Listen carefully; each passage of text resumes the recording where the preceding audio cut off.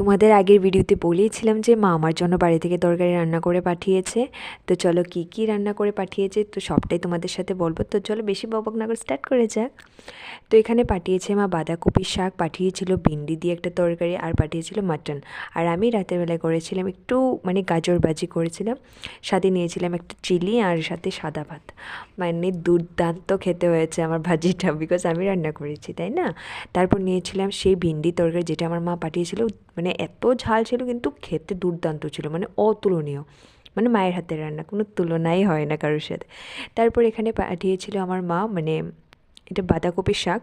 এটা তো অনেক চিলি ছিল, বাট খেতে দুর্দান্ত ছিল, কী আর বলবো, মায়ের হাতের রান্নার কোনো মানে জবাব নেই।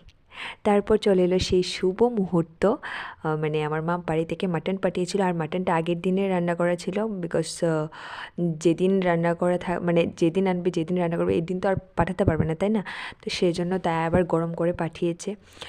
তো দেখতে একটু এরকম লাগছে, এনিওয়ে যাই হোক, আমার মা আলু দিয়ে রান্না করেছে এটা, মানে অনেকে খালিও রান্না করে।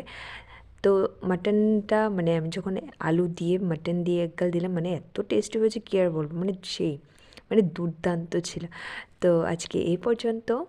তোমাদের কোনটা ফেভারিট প্লিজ কমেন্ট করে জানিও। আর খাওয়া দাওয়া কমপ্লিট করে আমি এক গ্লাস ছাতু খেয়ে নিয়েছিলাম। তো আজকে এই পর্যন্ত, টাটা।